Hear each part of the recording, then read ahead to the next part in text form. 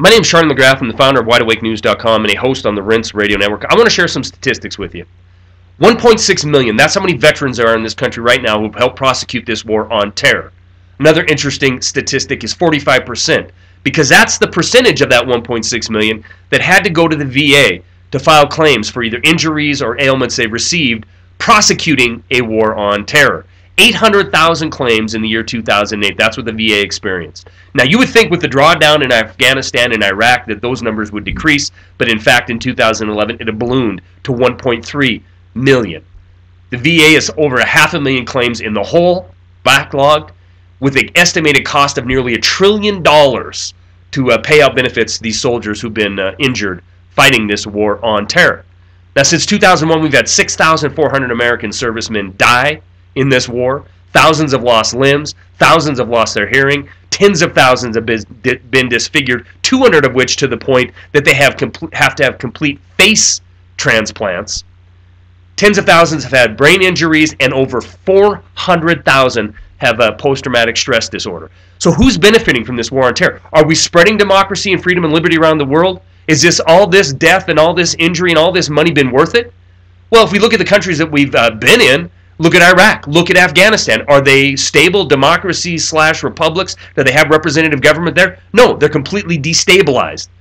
We take a look at Libya. We provided air cover for the ousting of Muammar Gaddafi. Is it stable? No, it's destabilized.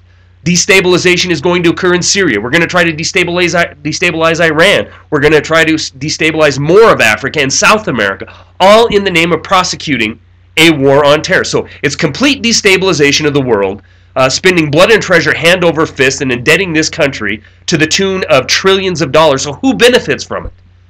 I took a look at the Defense Department's website and picked one day in the month of May. I just randomly picked May 10th to see what kind of contracts were issued on that day.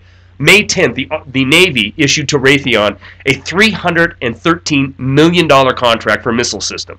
That was it for the Navy that day. The Army issued a $142 million contract to General Atomic Aeronautical Systems.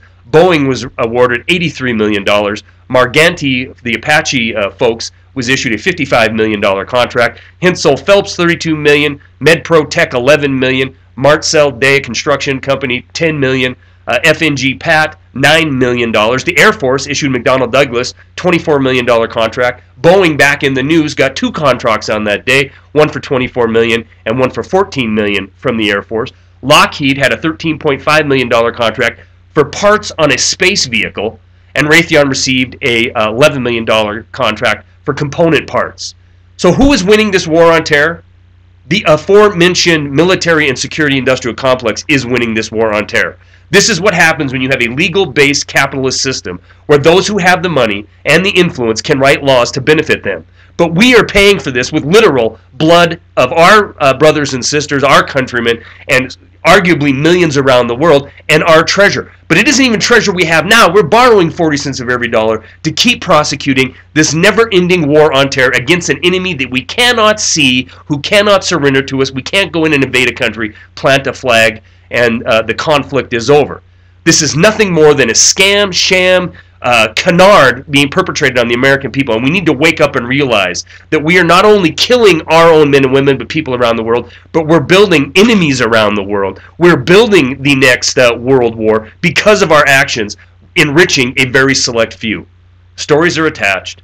That's all I got.